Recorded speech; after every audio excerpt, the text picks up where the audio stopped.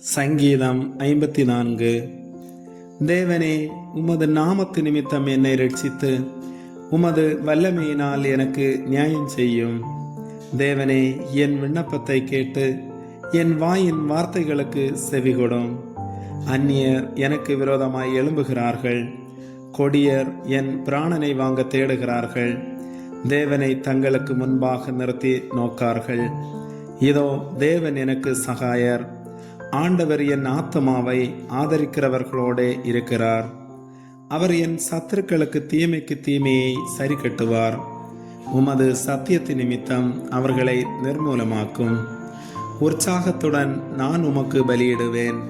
கர்த்தாவே, உமது நாமத்தை துதிப்பேன், அது நலமானது. அவர் எல்லா நெருக்கத்தையும் நீக்கி என்னை விடுவித்தார். என் கண் என் சத்துருக்களில் நீதி சரி கட்டுதலை கண்டது. ஆமேன்.